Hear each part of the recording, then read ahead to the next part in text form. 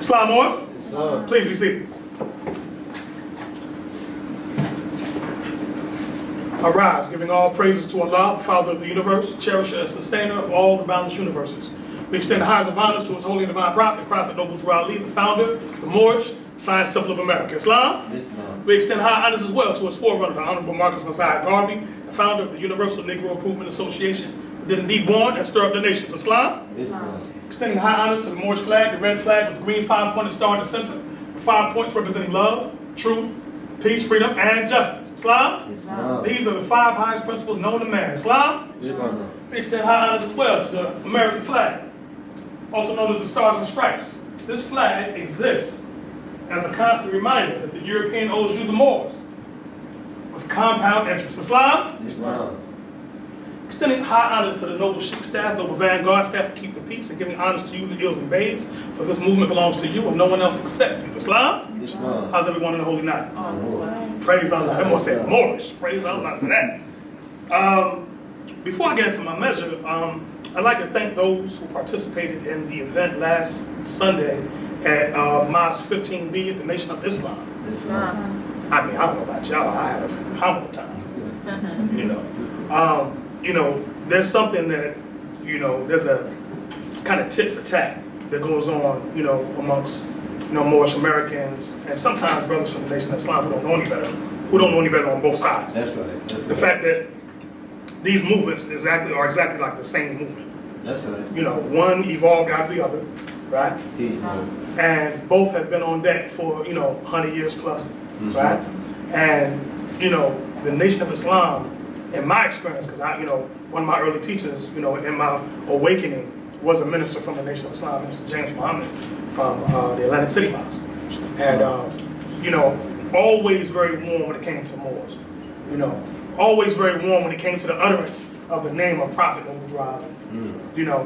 Something that a lot of young ministers in the nation, either don't know or won't admit to, that a lot of the older ministers were taught was that the Prophet Noble Drew Ali, this is how they're taught if the question comes up, that Noble Drew Ali was the first to raise the banner of Islam in the West.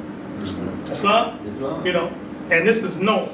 Even Minister Farrakhan a few Saviors days ago did the banner, had Noble Drew Ali not just on that, in the center, all the leaders around him. Signs and symbols are for the conscious mind. Islam. And when we were there on Sunday, aside from being received very warmly, it was like there were no hiccups in our delivering of the message in terms of how it was received. You would have thought like one of their ministers was up demonstrating how well it went together, right? And it would be problems for our adversaries, and we do have external adversaries, if the Moorish Science Temple of America and the Nation of Islam ever merged or ever worked together in a tangible fashion. Not just philosophically, right? But to actually get plans of action together and get out in the communities, because the Fez and that bow tie are both respected. Islam. So praise Allah. It was just beautiful. I can't talk enough about it. But you can look forward to more. It was specific to Temple number 19 and Mosque 15B, working together with other Asiatic groups, around the city, correlated to make something powerful happen for the Asiatics in the city of Atlanta. And inshallah, Allah willing, we'll be able to take this template and take it around the nation. Islam Moors? All right? I only had one negative comment that I received, that of course was on Facebook. And, the brother said that, that in my delivering the message, I mixed teachings. And I own some of that. I will.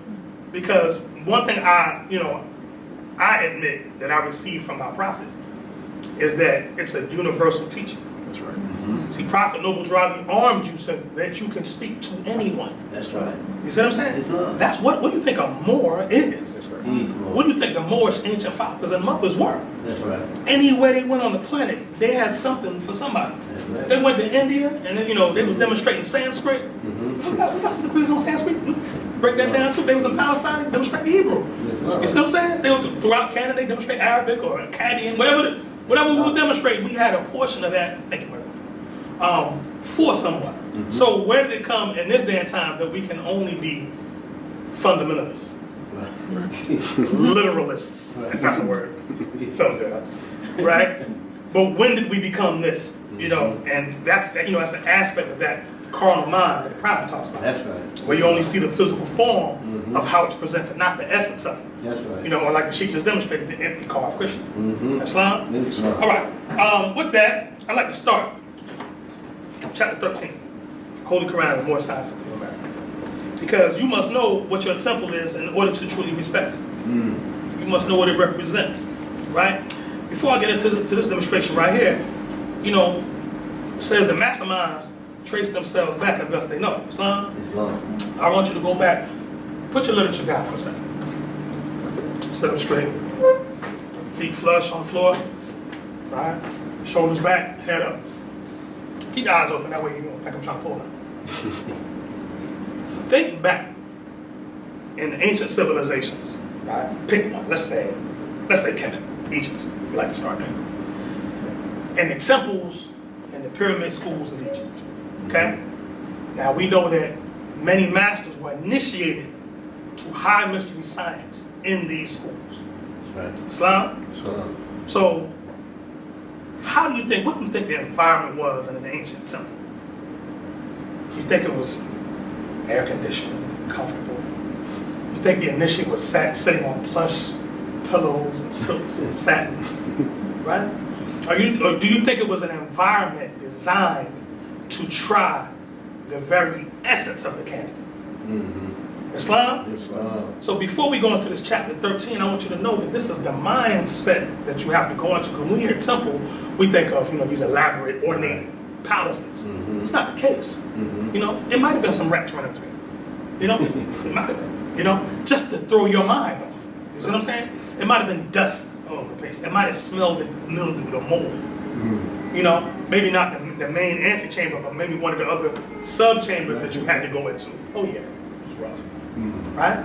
And think about the mentality of a candidate to be willing to go through these things. Right. That's right. You see what I'm saying? Islam. This is what molds the leader, right? Because you have to ask yourself, okay, we see the adversity that our people are facing, right? Right. So what type of leader has to stand up in the face of that and offer a remedy? Islam. And when it goes sideways, because it will from time to time, to not be swept under and distraught and dismayed by what they're experiencing.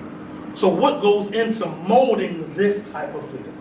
Islam? Islam. Now let's get into the chapter. A lot of times you have to offer context, because if not, you can't look in 2017 eyes to something that happened in the ancient world. Islam. Chapter 13, Life and Works of Jesus in Egypt among the Gentiles. Okay? Verse 1, Jesus and Elihu and Salome were in Egypt. Tells the story of his journeys. Elihu and Salome praise Allah.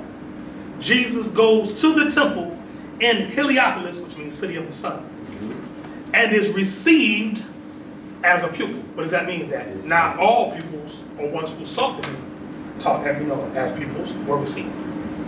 Okay? And Jesus came to Egypt land, and all was well. He tarried not upon the coast. He went at once to Zoan, home of Elihu and Salome, who 25 years before had taught his mother in their sacred school. So where did Mary grow up? Mary grew up in the temple. That's right. Right? To give birth to a Savior that demonstrated the degrees of love, you know, his path had to be prepared, you know, by the very vessel that carried him. Islam. She had to be purified. She couldn't have came out of the cares of the world, you know, with the cares of the world on it and gave birth to that. Right. Now, sometimes we do that by mistake. It happens. Sometimes you accidentally give birth to gods. Accidentally. But for the salvation of your people, it has to be a formula. You can't be accidentally giving birth to leaders. That's right. You have to know what you're doing. And this goes into that. Islam? Verse 3. And there was a joy when met these three. When last the son of Mary saw these sacred groves, he was a babe. And now a man grown strong by buffeting of every kind, a teacher who had stirred the multitudes in many lands. See, it's your adversity that molds, That's right. you know, the resolve. That's right. You know, the prophet gives us a degree in our Holy Koran in the Moorish science temple, where he says, you know, talks about, I believe it's that chapter in Constancy. He talks about his name is resolution. There you go. You know, who is that whose head is above the clouds? That's right. You know, You know, that's a heavy measure. That's right. But that's something that has to be developed by the exercise of strength. Islam? Islam. Says, verse 5, and Jesus told the aged teachers all about his life, about his journeyings in foreign lands, about the meetings with the masters, and about his kind receptions by the multitudes. Elihu and Salom heard his story with delight. They lifted up their eyes to heaven and said, our Father God Allah, let now thy servants go in peace, for we have seen the glory of Allah. Islam? Wow. They saw the glory of Allah manifested in one that was young, because he's standing before the elders, right? Now this young man's come before them demonstrating these high degrees, not just in word, but in spirit, by living a life of court, promoting and practicing. They see that manifested. We can give our forms up now. We see it here, right? This is what we work so hard for. Verse 7, and we have talked with him, the messenger of love, and the covenant of peace on earth, goodwill to men. Through him shall all the nations of the earth be blessed. Through him, Emmanuel, meaning Allah is with us. And Jesus stayed in Zoan many days, and then went forth unto the city of the sun, that men call Heliopolis, and sought admission to the temple of the sacred brotherhood. For those who have the Korans, underline that, sacred brotherhood. The council of the brotherhood convened, and Jesus stood before the Hierophant. He answered all the questions that were asked with clearness and power. So when you're demonstrating your degrees of Islamism, Moors, you have to demonstrate them with clearness and power. Islam. I don't care if you're talking to a group of 1,000 or if you're talking to one. You have to demonstrate those degrees with clearness and power. That is the only way that you can become the oracle of Allah. Because it's not you, first of all, let's start there. Right? It's not you. Get you out the way. Right? Because if you get in the way, it's going to inhibit. Because it can't stop, right? But it'll inhibit the message that is laboring itself to come through you. Islam? Islam. All right? 11. The Hierophant exclaimed, Rabboni of the rabbinate, why come you here? Now the word Rabboni means, okay, Rabbi, when they say rabbi, right? Means master. Right? Rabboni means master of masters. That's right. So they weren't just calling him master. They bore witness, you are master of masters. What are you doing here? Okay? It says, Rabboni of the rabbinate, why come you here? Your wisdom is the wisdom of the gods. Why seek for wisdom in the halls of men? And Jesus said, now check the answer. In every way of earth life I would walk. In every hall of learning I would sit. The heights that any man has gained, these I would gain. What any man has suffered, I would meet, that I may know the griefs, the disappointments, and the sore temptations of my brother man, that I may know just how to succor, meaning to help, those in need. Islam? Islam. I pray you, brothers, he's begging at this point, pleading. I pray you, brothers, let me go into your dismal crypts, and I will pass the hardest of your tests. This brother is begging and pleading to go through the abuse. That's right. What manner of man is this? You have to ask. What man, what woman do you know? Right? What adult you know is going to beg to be abused so they can strengthen themselves? Right. Islam? Welcoming the foes. You know, let's get it on, let's go. Right. These people need help, and I need to be able to help them. Islam? Islam. So you need to embrace when you have tragedy take place in your life. Right? Embrace it. That's right. Don't run from it. Islam. Allah is offering you an opportunity to become God amongst men. Right? So when you feel that sadness and you have to shed a tear, it's okay. Because you got tear ducts. That's right. You're supposed to be able to cry. Islam. Islam, it's the pressure valve, right? What they say, pressure busts pipes, but it also does what? Creates diamonds. That's right. Islam? Islam. So it depends on what you do. Some people, That's right. when tragedy comes, some people fold. That's right. Right? Other people focus. That's right. But the ones that fold, there's no failure for the human soul. Islam. So if you do like the ostrich and stick your head in the sand, you know your body's still sticking out, everybody still see Islam? So that being the case, you know, when you get out your feelings, you still got to pull your head out the hole and get back to work. That's right. So grief is natural to be. Islam. Okay? So do what you got to do, grieve, then get back to work. That's right. Islam? Islam. That's a message right there. Yes, it is. Don't let this message pass by you because them trials are going to come. Yes, sir. You know? And, you know, we love the deep esoteric stuff, right? But you can't, you know, esoteric is inner court.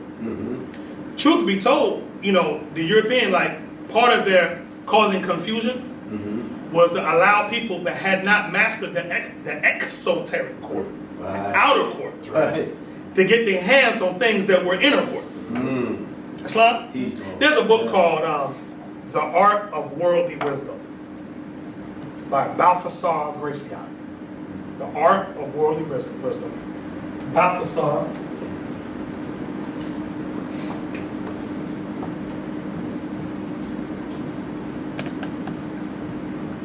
Gracian. Okay? Balthasar Gracian, if I'm not mistaken, was a Franciscan monk, priest, right? The book, that Art of Worldly Wisdom, was a book that was taught by, well, basically sultans would teach princes, or kings would teach princes. And they kept this book away from the hands of the masses, okay? And it basically teaches them the science of how to rule in the carnal realm, okay? But it was only taught to royalty because royalty had the degrees of cultivation to civilize the self in order to not abuse those teachings. That's how it's supposed to work, okay? But what happens is, at around the 1600s, first of all, Balthasar Gracian got these texts from the Moors who were in Spain. This is something sultans taught, okay? During the 1600 period, when all the Moors were cast out of Spain, the kings started teaching to their, European kings taught them the princes, and then after a while, it got leaked out, okay? So now you can go to Amazon and buy it, right? But the point is that, so what do you do with one who is of a carnal mind and grabs the teachings of how to rule the masses? You create a title. This is what occurs, right? So, the European has looked at several times through history where this has occurred and this causes confusion, but we can really rule, because again, a lot of people think, we hear this phrase, "in the land of the blind, the one-eyed man is king." So people, we have two physical eyes. You do realize that, right? So if you have a part of the truth, you could rule over the blind, right? But you're ruling handicapped. Islam? Right? Why am I saying all this? You have to master the exoteric sciences first, the outer court. So in other words, if you don't have character, if you don't demonstrate virtue, don't demonstrate morals, which take a lifetime, by the way. So even if you're demonstrating that you're allowed in the inner court, it's even more so then that you have to demonstrate the character. That's right. Because now you have to guide people, right? And as Sister Zenobia demonstrated, that I learned from Sheik that it depends. It's not about what you say, what you're telling people to do. Because no matter what you say, they're looking at your example. Islam. That's right. If you have children, I've raised children, nieces, nephews, whatever, That's right. that's how they learn. That's right. Islam, and you get mad and beat them when they do exactly what you do. Islam, Sister Zenobia, sorry for camelback on the measure. It was such a beautiful camel, right? Ride across the burning sands.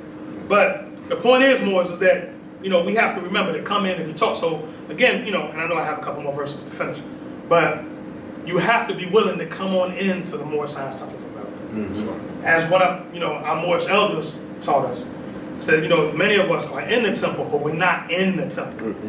Like our bodies are in the temple, but we're not committed to the temple. Islam. So you have to, once you commit yourself to the temple and the movement, now you ask the question that Justice asked. Y'all all right? I feel like I missed something. Y'all having a ball over. Praise Allah. Looked over and saw smiles. Praise Allah. But, you have to ask the question that Justice asked, which is, am I willing, to give myself, a willing sacrifice for men?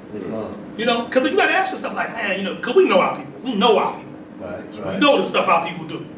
It's like, man, I got to give my life for these jokers. Yep. If Allah allowed you to know, Because why do you know and don't nobody else know? And I know y'all hear me beat that horse to death in this stuff. But why in your family? Because I speak for my, I can't put that on y'all. Y'all might have a fully conscious family if you do praise on it. My family? I'm going to say that again. My family? I'm the only one, you know, with an open eye. I'm talking about this one, I ain't talking about these, right? And more than anything, because, you know, I was a zealot when I first, you know, woke up. So I remember going home to my mother's house, and opening the refrigerator and throwing all the pork out. We ain't gonna eat this no more, this is poison. Allah said we can't eat it. Thought I did a good deed. Which one of my elders said. I told him what I did. Y'all threw all the pork out my mom's refrigerator. He was like, can I ask you a question? Sure. Did you put anything back? So I'm replace it, go back, you got some more work to do.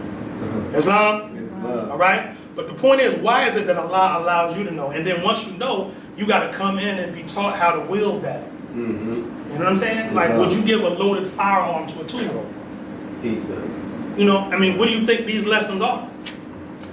Right. Islam? Extended clip. Islam? And, you know, the Prophet says what can do good can also do harm. Islam. You know? So, you know, he also talks about that sword in the hands of a madman. That's these lessons. Those are responsible. Islam? All right, 15. Hit these last 3 and move on. The master said, take then the vow of the secret brotherhood. Underline that. Not going into it, just underline it. And Jesus took the vow, underline that word, vow, of secret brotherhood. Again, the master spoke. He said, the greatest heights are gained by those who reach the greatest depths, and you shall reach the greatest depths. That's right. The master told him, oh, we're going to put you through it, brother. You submitted yourself voluntarily to get these degrees, we're going to put you through it, brother. Guarantee you that. They weren't going to be nice to him. Islam? You know, there may be times where you know, the sheiks may have to be harsh. Right? Right? Remember your lessons. Islam? Because that harshness, right? As long as it's in conjunction with the laws of the Grand Major Temple. That's right. You gotta put that caveat. Right?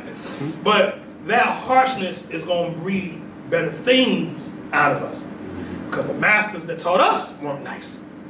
I mean, I've been told some things. You know, when I thought I was doing good, I got bust down in front of everybody. You got to sit there and take it. Islam. You know, it breeds a better leader. That's right. Islam? Because when your time comes, your time will come. When it comes, you got to stand before the people. Right? Islam. That's And right. let's say, own something that a mistake that you made. Right. You got to own it. So you're used to being the one that's being lauded, like, Yeah. But you got to own a mistake in front of everybody. That's right. Right? If you get in front of it and own it, people will be, wow, I couldn't have did that. That was That's right. all right. And it brings the respect factor up even higher. That's right. You see? Islam. So that's the thing. So, you know, the kind of mentality is nowadays is that we're all leaders. Everybody's a leader. No, we're not. You got to be until you're taught. Once you're taught how to be a leader, then you'll be prepared to be a leader. Islam? Islam. You know? All right? And then it says, verse 17, which is a very powerful verse. It says, the guide then led the way, and in the fountain Jesus bathed. And when he had been clothed in the proper garb, he stood again before the hierophant. Okay? It says, you know, what does the prophet say about the block of wood? Huh? What does it say about, you know, the master? The master treads the way. That's right. Right? So they don't point because a block of wood can do the same, right? It says here, the guide then led the way. That master that he was following was one who had mastered his degrees. He was a living manifest of everything he was about to put Jesus through. Islam? And in the fountain, Jesus bathed, right? So he had to go through the ceremonial rite of purity, right? And when he had been clothed in the proper garb, because there's a ceremonial garb. This is a carnal interpretation. There's a ceremonial garb that you have to put on to be, you know, like in other words, like if you was going to go make salat, you know, you don't just go make salat. You go make wudu, right? Which is ablution. Purify yourself with water, right? Or in Hebrew they might say mikwah, same thing, right? The point is you purify yourself and you make sure I mean, idealistic, you're supposed to make sure your garments don't have these stains on them, anything like that, and you have to clear, because again, this is all the external garb. That's Right? But your form is the garb. This right here.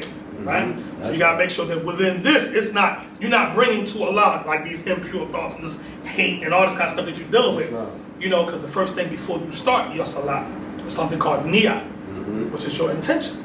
So until your intentions are set right, you take the time to set your intentions straight first as to why you're performing the prayer. Islam? All right? And it says, and then he stood again before the Hierophant. There is no greater Hierophant than Allah. Allah is the great grand Hierophant. Islam? A Hierophant is 1 degree. If you get Stolen Legacy by George G.M. James, he gives you another degree called the Hierogrammat. Okay? Moses, the prophet Moses, was a Hierogrammat. He was learned in all the wisdom of the ancient Egyptians. I mean, he had read all the major papyri that the head of the temple would have read, and was responsible for, the law and bringing those, putting those words on Aaron, who gave them to his sons throughout the people. Islam. So you have the Hierophant and the Hierogrammat. Islam. All right. So take those studies. Okay. So and again in here you covered a sacred brotherhood, you covered a secret brotherhood, and you covered the concept of a vow, not an oath. Because Moors don't take oaths, but we do take vows. Islam. So in your own time, take the time to delineate the differences between those two. Islam, Moors? Right? Let me go to chapter 11. Islam, Sister Zenobia, I've been waiting for a question to be asked. Praise Allah. Just what was the author for Stolen Legacy? George G.M. James. George G.M. James was a phenomenal brother. George G.M. James, history argues about how he left here. Popular history says, his death certificate says, which in those days didn't mean nothing. His death certificate says that he had a stomach illness. Right? The oral history that was handed down from Asiatics that lived around that time said he was set upon by the Ku Klux Klan and his throat was cut from ear to ear. For him, right after he put that book out. Now, that book, Stolen Legacy, if you've ever read it from cover to cover, his hitting the concept, introducing the Moors, exposing the Greeks as thieves, and all that as being stolen history, tying it back to Kemet. Now the book came out, was it late 50s? No, 40s, late 40s, 47, 48, something like that. And he was killed or lost his life in a place called Pine Bluff, Arkansas. Now, if you know the history of the prophet, how he's moving, the further south the prophet had went to establish a temple, because he came to Atlanta, he didn't settle right there. He left that on us. Islam, you see the trouble we have? Our prophet said, I'm going back. Right? But the further south he came to set up a temple was Pine Bluff, Arkansas. So that means there was Moors at Pine Bluff. You know what I'm saying? So don't doubt George G.M. James might have been a Moorish American. That's right. Because there was a lot of, and then again, this is conjecture. But do your own research, right? Islam, he may have been a Moorish American because a lot of Moorish Americans in those days, because of fear of what the Klan was doing and how he was moving. We just saw in the news earlier this week, they lynched an 8-year-old boy. He lived, praise Allah, but they attempted to lynch him. You know what I'm saying? Now imagine in the 40s, and the 30s, and in the 20s. So there was ones that was with the prophet, but out of, moving strategically, didn't wear their bays and heels. That's right. Oscar the Priest was another one. He, ran for office and won, the congressional seat, but he was just Oscar the Priest. He didn't wear his bag. Right? Richard Ross was another one. He was the editor of the Moorish Guide newspaper. Right? But he was Richard Ross bag. Islam. So looking at it, and J.E. Rogers, right, is my contention that J.E. Rogers is Moorish American. For this man to say that the oldest name for Asiatic people, our people, was Moor in the 40s, when our people was Negroes and coloreds, okay, we know who we are. Step and fetch it. This might sound crazy too. Pull up a picture, step and fetch it in Google Images, and you're gonna see step and fetch it with a Moorish American fez. Now, what's a Moorish American fez? Moorish American fez is a plain red fez, right? Nothing on it. Tassel unbound, able to go 360 degrees. Now, you see step and fetch it. What's your fez on? Right? That's like people look at Step and Fetcher. Oh, he's a coon, he's Uncle Tom, he's this, that, whatever. Step and Fetcher had, most people don't know, had 2 telephones in his house. He had one when Hollywood would call. He had one of those people going, hi, how you doing? This is Islam. You know, he was just working his business stuff, you know, so he could be in place. But nevertheless, you know, these ones had their degrees, but they chose to move how they chose to move. Islam? All right. Now, what I'd like to draw from is chapter 11 in our Holy Koran. Sheik Rashid, we got our visitor, Koran, please. Thank you, Sheik. Welcome, my brother. Brother Kyle, your family, Islam. But welcome. All right, chapter 11. Jesus and Barata. Together they read the sacred books. Right? Here, Islam, when everyone's there. Praise Allah. Verse 1. Among the Buddhist priests was one who saw lofty wisdom in the words that Jesus spoke. It was Barata Arabo. Right? Now notice that Jesus is with the Buddhist priests. Islam. Now you'll notice if you've ever studied Buddhism, that Buddhism is one with what the Prophet Obadiah brought you, for the most part. Islam? But prophets come to adjust and fine-tune doctrines that are ancient and men have taken and added their general opinions to. Islam? Verse 2. Together, Jesus and Barata read the Jewish Psalms and prophets. Read the Vedas, the Avesta, and the wisdom of Gautama. Let's break that down. Together, his brothers, you know, Brother Jesus and Brother Barata, they're reading the Psalms of the Prophet David that you have in your Bible. The prophets, all right, which are known as the, you know, the Ketubium and the Nebium, which is basically like, the Ketubium would be like your Isaiahs and Jeremiahs and Ezekiel's and stuff, right? And the Nebium would be like the, you know, what they call your minor prophets, Habakkuk, Nahum, Zephaniah, Malachi, so on and so forth. Right? It says, read the Vedas, right, which is an Indian text. The Avesta, which is the Zend Avesta, Z-E-N-D, Avesta, which is the scripture of Zoroastrianism. Okay? This is where the Hebrews actually got influenced with the concept of duality. You know, up, down, good, in and out, good, evil, dark, light. Right. This is the Avesta. This is the Avesta. Right? And the wisdom of Gautama, which is, you know, the 4 noble truths, the 8-fold path, basically the sayings of Buddha. Right? Verse 3. And as they read and talked about the possibilities of man, Barata said, man is the marvel of the universe. He is part of everything. For he has been a living thing on every plane of life. Time was when man was not. And then he was a bit of formless substance in the molds of time. And then a protoplast. By universal law, all things tend upwards to a state of perfectness. The protoplast evolved, becoming a worm, then a reptile, bird, and beast, and then at last it reached the form of man. Now, man himself is mind, and mind is here to gain perfection by experience. And mind is often manifest in fleshy form, and in the form best suited to its growth. So mind may manifest as worm or bird or beast or man. The time will come when everything of life will be evolved unto the state of perfect man. After man is man in perfectness, he will evolve to higher forms of life. And Jesus said, Barata Arabo, who taught you this?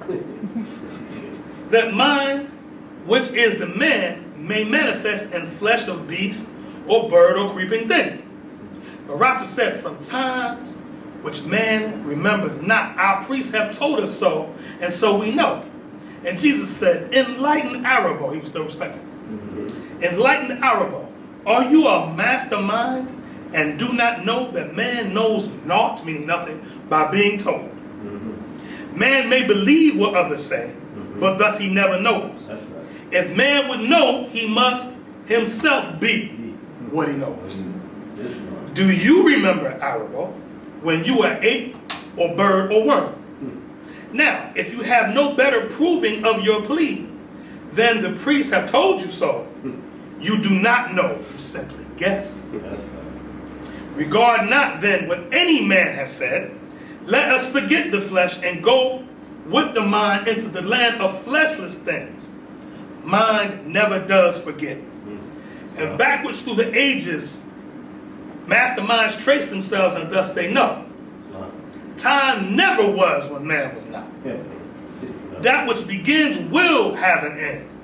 If man was not, the time will come when he will not exist.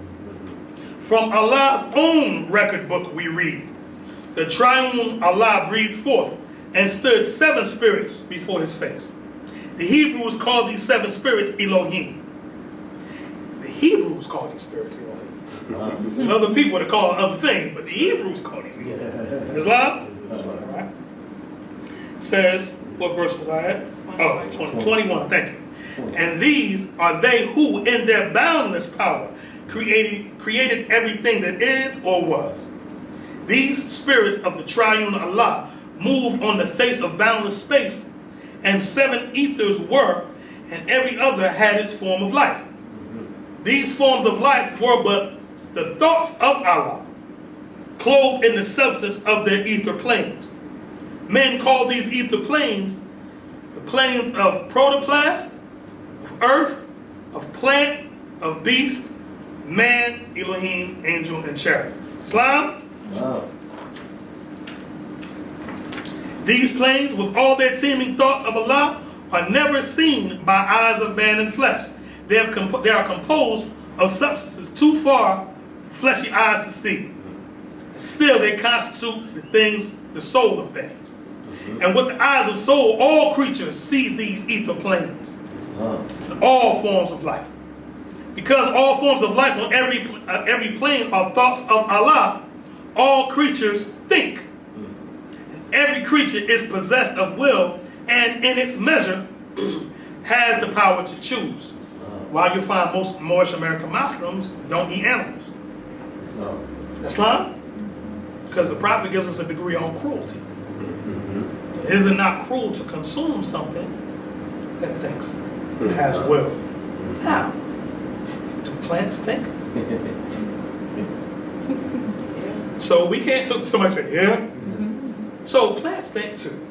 So let's not think that because we're vegan and vegetarian, that we can get on a high camel, look down the noses of our brothers and sisters who consume flesh. That's right. Islam? Islam. I gotta tell my Moors, Moors are hard on brothers and sisters. But they forget, more, do you realize that, you ever heard of photosynthesis? You ever heard of the lotus flower plant who, you know, in the dark folds itself up? Right. But in the sunlight, it's intelligent enough to come up and unfold its petals to receive the sun. That's intelligence. Islam? Well, you know, I mean, Tom, you might eat you a lotus burger. Sister Noble, I think I saw you made some cauliflower. What was that? Fried cauliflower. Southern fried cauliflower. Praise Allah. By the way, I need that. Sister, type for you, mom. I need a meeting to take place between y'all. I need that in my life. But, you know, these things, it's a graded scale. That's right. Islam, we're trying to, you know, I mean, it's certain records say there was a period of time when we didn't have to consume anything. Islam. It's a breath air. Islam. You know, so you could lean up against the tree and inhale the ethers from the tree and grow and be vibrant. I don't know if anybody's in here at that level yet. If you are, please let me know. Time my Kroger bill is killing me. Islam? Let's move forward. Verse? Anyone? Thank you. And in their native plains, all creatures are supplied with nourishment from the ethers of their plains. And so it was with every living thing until the will became a sluggish will.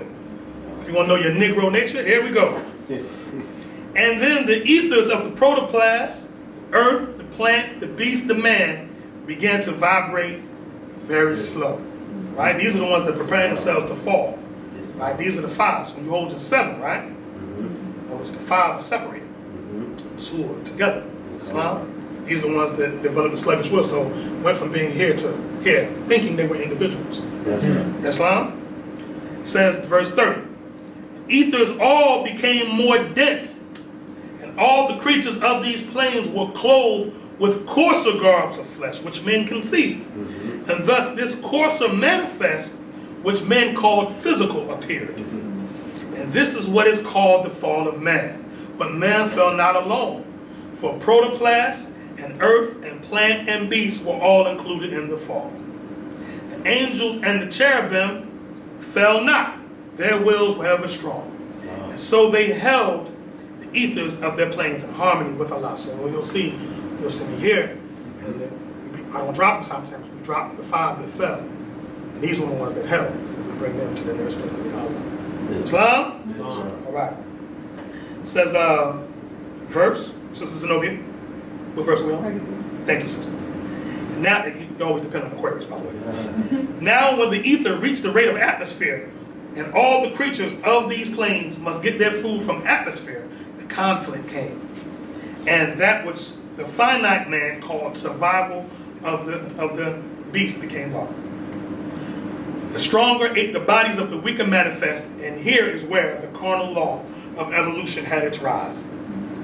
And now man, in his utter shamelessness, strikes down and eats the beast. The beast consumes the plant thrives on the earth, and the earth absorbs the protoplasm. And yonder kingdom of the soul, this carnal evolution, is not known. And the great work of masterminds is to restore the heritage of man, to bring him back to his estate that he has lost, where he again will live upon the ethers of his native plane. Islam, Morris? And in the eternal words of our sister Secretary of the Mahdi Bay, says that your vast estate is not paperwork. Islam, nobody? Praise Allah. So y'all thought that came from her. That was the prophet. She was quoting the prophet. Verse 37. Thoughts of Allah change not. The manifest of life on every plane unfold into perfection of their kind. Of their kind. That's a powerful statement. Islam, Morris? Prefer not a stranger before thy own blood. Their own kind. And as the thought of Allah can never die, there is no death to any being of the 7 ethers of the 7 spirits of the triune Allah. Do Moorish Americans fear death? Why? According to that verse, go back and look at it. Death not the enemy of man. That's not an enemy to man. And according to that verse, what does that? There is no death. Islam? As the thought of Allah can never die, and you are a thought of Allah made manifest, there's no death for you. Right? So you'll find that, and I'm gonna hit this and move on because I don't want y'all to think I'm going this way with it. But you'll find throughout the Islamic world that Muslims or Muslims, if you need that for your sensibilities, there's a general thing that there's not a large fear of death amongst Muslims. That's right. You'll find that. The average Muslim don't fear that. If you corner a Muslim, they'll tell you, I've made peace with my God. Do what you gotta do. Islam? He don't want to give up his form, but if he has to, praise Allah. Islam? Well, let's move on. We're not into creating martyrs, so we're not sending y'all out here like that. I don't need those visits. And so an earth is never plant, a beast or bird, or creeping thing is never man. And man is not and cannot be a beast or bird or creeping thing. And this is the thought that's found in Hinduism. Because you got to remember, Buddhism, though we look at it as its own distinct religion now, Siddhartha Gautama was from India, right, and was of the royal caste, right. And the problem ones had with him was that he took the sacred teachings that were written in Sanskrit that only the priests could read, and put them in a dialect called Pali, P-A-L-I, and Pali was the language of the common man, right, and taught the common man the secrets that only the priests knew. Same thing Prophet Noble Drew Ali did for us, right? He took wisdom that only the Masons knew, only the Shriners knew, only the ancient secret societies knew, and took all that stuff and broke it down via, the tradition of our forefathers, not having to do with the Freemasonic priest, and gave us our traditions back, gave us our sciences and our laws back. Islam? All right? 39. The time will come when all these 7 manifests will be absorbed, and man and beast and plant and earth and protoplasm will be redeemed. Bharata was amazed. The wisdom of the Jewish sage was a revelation unto him. Now, Vidyapati, underline that name. Somewhere in your evolution, from the exoteric to the esoteric court, that name will be important to you. Now, Vidyapati, wisest of the Indian sages, chief of the temple of Kapavistu, heard Bharata speak to Jesus of the origin of man, and heard the answer of the Hebrew prophet and said, "You priests of Kapavistu, hear me speak. We stand today upon a crest of time. 6 times ago, a master soul was born, who gave a glorious light to man. And now, a master Savior stands there in the temple of Kapavistu. The Hebrew prophet is the rising star of wisdom, deified. He brings to us a knowledge of the secret things of Allah. And all the world will hear his words, will heed his words, and glorify his name. You priests of temple Kapavistu, stay, be still, and listen when he speaks. He is the living oracle of Allah. And all the priests gave thanks and praised the Buddha of enlightenment. So clearly they demonstrate the Buddha there as a title, not a person. And they're calling Jesus the Buddha of enlightenment, just like Noble Prophet, Noble Ali was the Buddha of enlightenment for these days and times. Islam? And this is where it says, what was the instruction? Stay, be still, and listen when he speaks. Right? So, you're proclaiming nationality in the temple? Stay. Be still and listen when the prophet speaks. Or listen when the oracle of Allah speaks. Whoever that oracle might be. The oracle might be Sister Lamadi. She might get up here and demonstrate. The prophet might choose to speak to her. Sister Lamadi, Sister Zenobia, might get up and say, all these noble sisters, might get up and speak, and the prophet may choose to speak to her by way of the will of Allah. That's right. It might be a child. One of the babies might come up, and I've seen that many times. Baby might come up. In the time of the prophet, you'll see during the convention photos. You don't have it. Can you show the board your delegation badge? The Sheik badge? Islam. This is worn by Sheiks in Moorish Temple of America. Right? This is when we have to go and demonstrate at various different temples, whatever, where they're showing that we're a dignitary of the prophet. Islam. It's worn by Sheiks and Adabs. In the time of the prophet, you'll see there was I think he was 12-year-old boy who had a Sheik badge on. And he's just in the picture. Nobody explained it. Those who know don't say. Those who say don't know. Islam. But the degree is that this child was wearing the proper garb of an adept. Islam. The Prophet Noble Ali was known to make adepts on sight. What does that mean? That means he could look at you and ascertain your spirit on sight and bestow upon you through the mighty Godheads the degrees of an adept. Right? And empower you to go and do the work he was doing. Islam? All right? So, I just want to share that with you. All right? Next, I just want to draw a few paragraphs from this. This is a good book to get. Actually, it's called A Buddhist Bible. And it's edited by Dwight Goddard, Goddard, a Buddhist Bible. And on page 310, I want you to think about the chapter we just read out of our Koran. It says, and the header reads, selections from Sanskrit sources. So these are actually quotes from Buddha and the priests of Buddha. Back in those days. The Buddha one, because there were many different Buddhas, but the one said Arthur was out. It says, the ignorant and simple-minded declare that meaning is not otherwise than words. That as words are, so is meaning. They think that as meaning has no body of its own, that it cannot be different from words, and therefore declare meaning to be identical with words. In this, they are ignorant of the nature of words, which are subject to birth and death, finite form, right? Whereas meaning is not. Words are dependent upon letters, and meaning is not. Meaning is apart from existence and non-existence. Right. It has no substratum, it is unborn. The Tathagatas, which is a segment of Buddhist scriptures, do not teach a dharma that is dependent upon letters. Anyone who teaches a doctrine that is dependent upon letters and words is a mere prattler, one who's just running their mouths, right? Because truth is beyond letters and words and books. This does not mean that words and books never declare what is in conformity with meaning and truth, but it means that words and books are dependent upon discriminations, while meaning and truth are not. Moreover, words and books are subject to the interpretation of individual minds or general opinion, while meaning and truth are not. But if truth is not expressed in words and books, the scriptures which contain the meaning of truth would disappear. And when the scriptures disappear, there will be no more disciples and masters and bodhisattvas and Buddhas, and there will be nothing to teach. But no one must become attached to the words of the scriptures, because even in the canonical text, sometimes deviate from their straightforward course owing to the imperfect functioning of sentient minds. Let me stop there. There was an article in the Moorish Guide newspaper, circa 1928, and it was called A Masterpiece of Religious Literature. And in this article, the Prophet was announcing that he was about to release the Holy Koran to the Moorish science of America. And in the article, he talks about the problem that was created in creating such a text.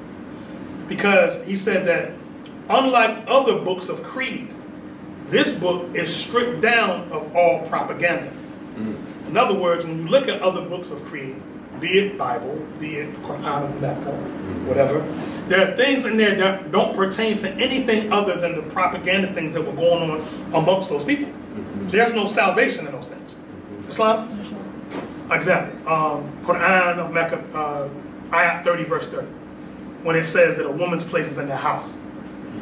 That's not a universal principle. That was speaking to a specific incident with the Prophet Muhammad's wives relative to gossip that was going on about them in the community. And so as to avoid the gossip, his wives were asked to stay home. That has nothing to do with us in this day and time. Islam? All right? Or when it talks about the hijab, the wearing of the hijab, right? Not saying the woman's not supposed to wear a hijab, but the style of wearing it that they wear is specific to incidents that were taking place in Arabia at that time. Right? So when the Prophet brings us, he brings us our Moorish turban, right? That's key, that's specific. When you see a Moorish turban with the crescent, you know that's a Moorish American Muslim woman. That's right. You see what I'm saying? But that was brought to us, Islam. That was brought to us based on the tradition that was amongst our traditions. Islam, the Christians that lived in Arabia at that time had a different tradition. So they honored the tradition that was amongst them. Islam? All right? So you have to be careful when reading the scriptures of propaganda. Right? So the Holy Quran is the more sensitive. Because the only time it deals with anything relative to national identity of the people is like the last two chapters. That's right. Islam. The last two chapters. That's when you touch Marcus Garvey, that's when returning Christianity, going back to Islam. You know what I'm saying? But the rest of the book is all just divine principle. Islam? For character building. Right? It says, religious discourses are given by myself, this is Buddha, and the other Tathagatas in response to the other varying needs and faiths of all manners of beings, in order to free them from the dependence upon the thinking function of the mind system. But they are not given to take place of self-realization of noble wisdom. When there is recognition that there is nothing in the world but what is seen of the mind itself, all dualistic discriminations will be discarded, and the truth of imagelessness will be understood, and will be seen to be in conformity with meaning rather than with words and letters. In the temples of the ancient world, there were like statues and stuff in the temples, right? The first time a temple was constructed that didn't have any images or statues in it was in Israel, the Temple of Solomon, right? When that temple was created, there was no images of any idol deity nowhere in there. That was a step in the evolution of the human race, to the point where you could conceive of deity without anthropomorphizing the deity. In other words, without having to see a physical individual and say, okay, that's God. We're going to worship him or her as the God. Islam, it was a step into taking us into conceive of something that didn't have image. Right. Islam, it was a step. Islam came, Prophet Muhammad came. When he came and took back Mecca, what did he do? He destroyed the idols, right? They took sticks and whatever, and all the idols, the 360 idols that were set up in the Kaaba, with that various different manufacturers made money off of. He went around and destroyed all the idols. Islam, another step in the right direction, right? Let's move forward. The ignorant and simple-minded become fascinated with their self-imaginations and erroneous reasonings, keep on dancing and leaping about, that's that frenzy that Sheik was talking about earlier, but are unable to understand the discourse by words about the truth of self-realization. Much less are they able to understand the truth itself, exoteric versus esoteric. Clinging to the external world, they cling to the study of books which are a means only, and do not properly know how to ascertain the truth of self-realization, which is truth unspoiled by the four propositions. Self-realization is an exalted state, know thyself, right? Is an exalted state of inner attainment, which transcends all dualistic thinking, and which is above the mind system with its logic, reasoning, theorizing, and illustrations. The Tathagatas, write that word down so you can research it. T-A-T-H-A-G-A-T-A-S. One more time. T-A-T-H-A-G-A-T-A-S. Tathagatas.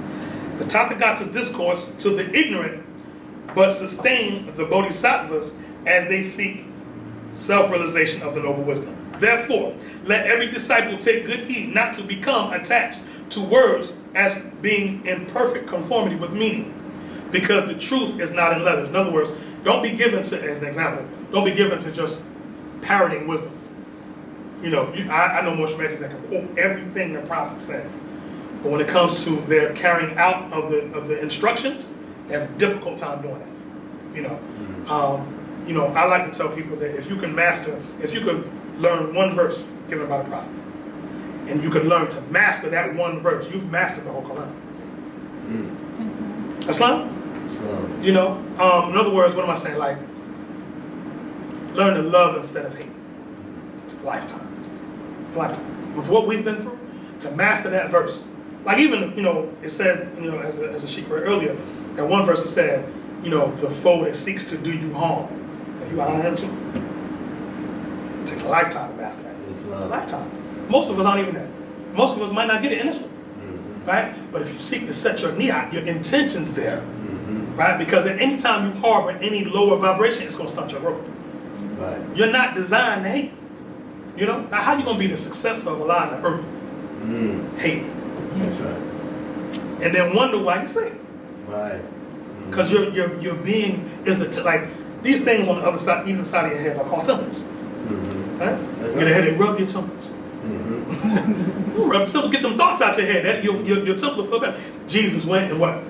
Made a whipcord and turned the tables over and chased the thieves out of the temple. That's right. Those thieves have names. They're called Lucifer, Satan, Devil, Dragon, and Beast. You got to chase those five foes out. That's right. Because they will creep in your temple and take that boy over. He money changing and having a ball. Yeah. It's loud. All right. So hold on. Yes. When a man, last paragraph, when a man with his fingertip points to somebody, the fingertip may be mistaken for the thing pointed at. In like manner, the ignorant and the simple-minded, like children, are unable to the day of their death to abandon the idea that in the fingertip of words there is the meaning itself.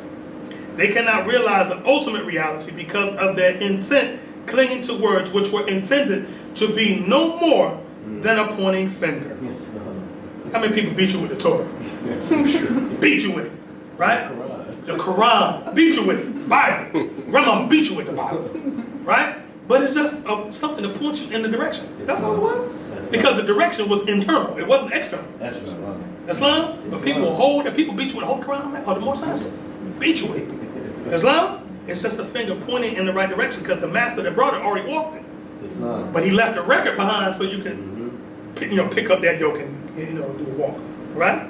Words and their discrimination bind one to the dreary round of rebirths into the world of birth and death, reincarnation. Meaning stands alone and is a guide to nirvana. Meaning is attached by much learning, and much learning is attained, let me read that again. Meaning is attained by much learning, and much learning is attained by becoming conversant with meaning and not with words.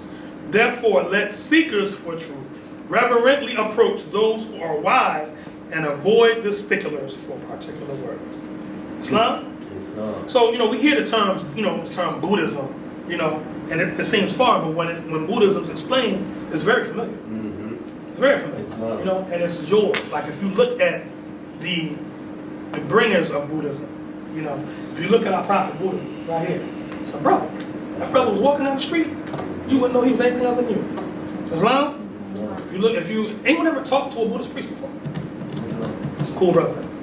Talking about, man, just chill, just, and when you talk about being a Muslim, one who is of peace, and then you have ones who have embodied peace. You know? It's like they just draw people to them because they're just so tranquil. You know what I mean? And you have to ask yourself, like, why? Like, how are you able to maintain that level of tranquility in this world? Anybody ever seen the movie? It's a movie with Brad Pitt. 7 Years in Tibet. Yeah, write that one down. There's a scene in there. This is the only scene I remember out the whole movie. There was a. Anybody know what a mandala is? Not Nelson Mandela, but it's like a circular drawing, and they have the different incarnations of Buddha on it.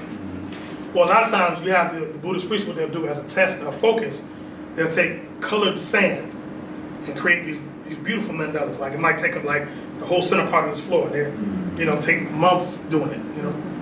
So you have these priests, they would, together. They went in the temple. They would put, putting the colored sand together, doing Buddha, reflections of Buddha or whatever.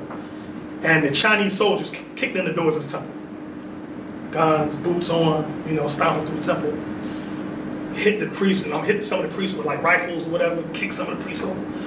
And, so all the younger priests, they jumped up and moved to the side. They were scared, fear. Right.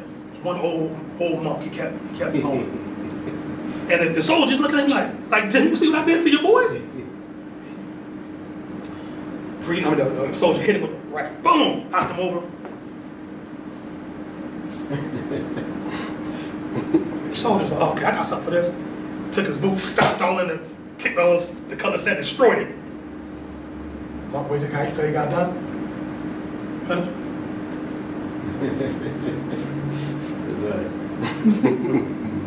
Soldier couldn't do nothing with him. We gonna do it. I mean, you think that's afraid of death? Anybody ever seen back in I think it was the early 80s, there was a protest going on, and I think it was in China, and they set the Buddhist priest on fire, and he stayed in the lotus position while he was burning, and didn't move and didn't yell. They're burning his form. He wasn't in that body. Right. Yeah. Does that sound strange to y'all? It's said that when the Prophet Noble Ali was beaten, they were just beating his form. The Prophet wasn't in that body. Because you have to learn how to master this thing. This is a suit that you're wearing. Right. You gotta learn how it works.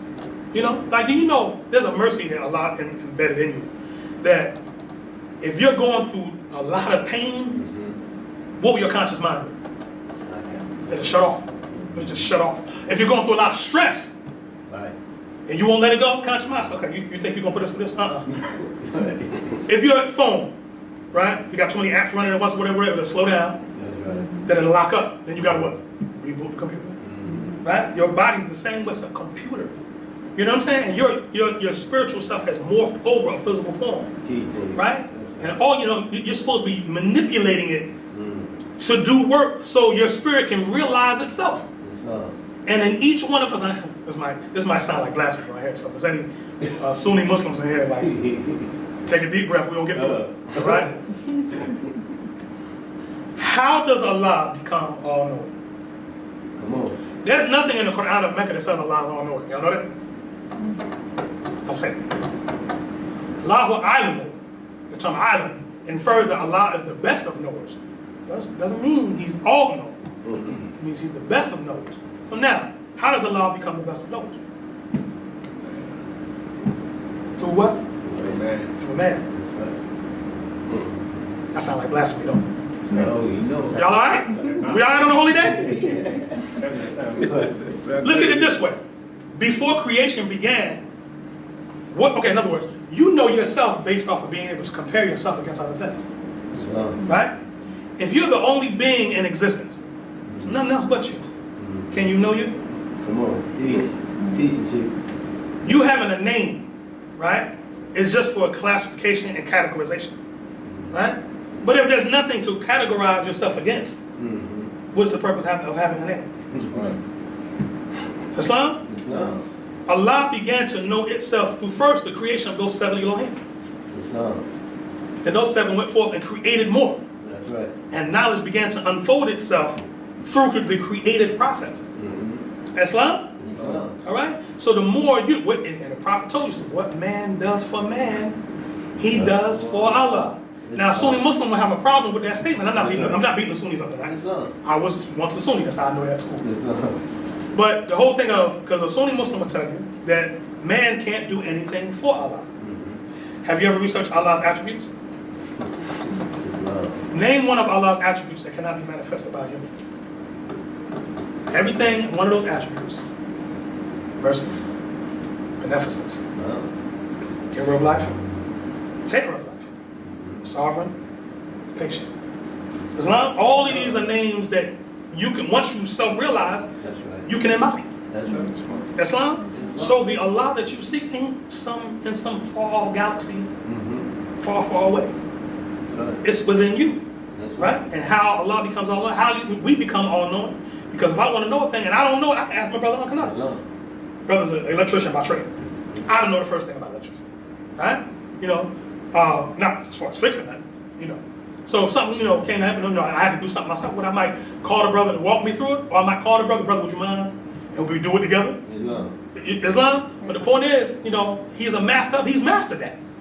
Islam. So if my brother knows it, that means I know it. That's right. Because I have access to my brother. Islam.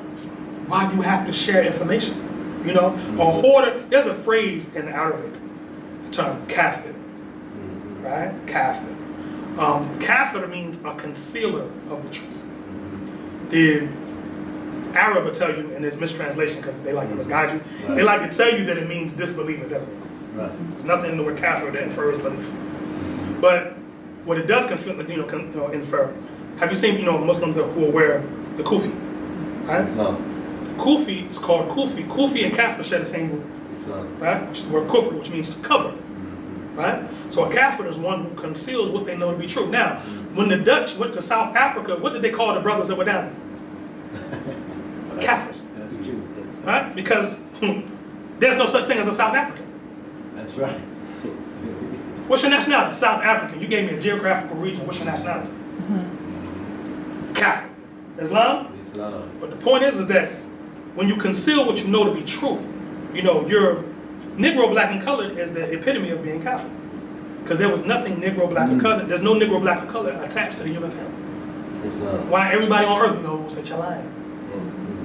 Islam? Islam. Right? So the process of being yourself and no one else is the highest essence of you being spirit man, spirit woman. Highest essence of that. If we are forsaking that, right, then we've gave up everything. Because that's the essence of all that we are. Everything is attached to that. That's right. Politics is attached to that. Economics is attached to that. Child rearing is attached to that. Islam? Islam. It's attached to you being, okay, you're a parent, what you want to teach your child? What you want to teach them? You don't know who you are, what you want to teach them? What do you have to bring to the table as a parent if you haven't mastered you?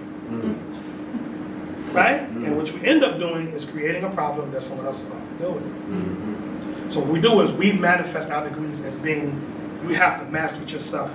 Right? Then if ones around you choose not to partake of that, even after you're imparted, then it's off of you. Right? See, the prophets can say that. They did what they were supposed to do. A lot of them very reluctantly. A lot of them kicking and screaming along the way, didn't want to do it, but eventually did it. Right? You think our brother Malcolm X wanted to give up his life? You think Marcus Garvey wanted to get deported? Advocating for people he knew didn't want to do right? You think Noble Drew Ali wanted to get accused of a murder? And get locked up? And have to speak calmly to the Moors from jail through letters before he was released. And it was Trump with charges because you don't get bail for murder. So they knew they didn't have a case. Right? But the point is that, these ones did these things because they were willing to give themselves as a willing sacrifice for them. And you have to, if you're going to wear fez, you're going to turban, if you're going to be a Muslim, if you're going to take on these things, you have to be a willing to sacrifice. You have to be the best example that you can bring, not that somebody else can bring. You have to be the best message that you can bring. Once you find that space and that place, now you're ready to lead. Right? Now you're ready to be instructed to lead. Right? But if you're not in that space, you're not even in a place where you can hear instruction. In the Koran of Mecca, they talk about those that are summun bukmun ummun. Summun bukmun ummun means deaf, dumb, and blind. You know what I mean? And that's the state of some of our people. And no matter how much truth you show them, they won't take heed. Some won't speak it to save their lives, even if they know it. Others won't hear it, no matter, you could burn all your vocal cords out, they won't hear it. There's another analogy that talks about those like the donkey that carries all the mule, that carries all the books on his back, but cannot benefit from them because he can't read them, or won't read them. So there's many that have immense libraries, stuff like that. And then they use them to show up. Look, I have this book. Have you ever read this right here? He's never read that book. He's just showing it off. See, look what I have. But he can't benefit from it because he hasn't read it. Islam, again, master one principle at a time. Line by line. Precept upon precept. Islam? That's how Moorish Americans enter, and advance into higher heavens. Right? But within this first heaven right here, we got to master belief. I know we all gods, and we build pyramids, so we don't like to think that we should believe anything. But yes, you should. That's the foundation for everything that you'll ever know. Islam Moors? All right. Another thing I'm going to hit too is that how many people in the room grew up Christian? You ever been sitting in church when the pastor was giving a sermon, and there's something in the sermon that feels like he's talking directly to you? Okay? It's like, he must know something about my business. Why he put my business out there like that? Truth is universal, right? So there's a truth that can be spoken, that can that can supersede race, nationality, political affiliation, so on and so forth, right? So we have to remember that if we're in a room, okay, for example, if you're in a room and ones are talking or demonstrating and nothing is connecting to nobody, they might have come in their own name, not something higher. But if there's something that does hit you, that means there's something there for you. Because how else was you going to get the message? Allah communicates to man through man. Right? So if there's a divine message that's to come, it's going to come through a human being. Now, will you allow yourself to hear the message? Or will you, because again, some of this stuff will bruise your ego. It's going to beat you up. Right? But you got to be willing to go through that. We just demonstrated that in chapter 13. You got to be willing to take that on in order to, boxers go in and they train, right? Beat upside the head, busted lips, swollen eyes, stuff like that or whatever. You think Floyd Mayweather is just able to just jump in the ring and do that? Or has he trained his whole life for that? Right? And in his early stages, I'm quite sure he didn't look the best when he left the gym. Right? But he walked away with some lessons that he's able to use in life to the point where he can calculate, and he's like, his rhythm is like, you're not going to hit me. You see what I'm saying? And that's the whole thing. So this is what Allah is molding us to become. If you're willing to take on the task. Right? You got to ask yourself that question, because I can't answer that for you. You have to answer that for yourself. Islam? Right? And with that, I'll lower the meeting. Islam, boys?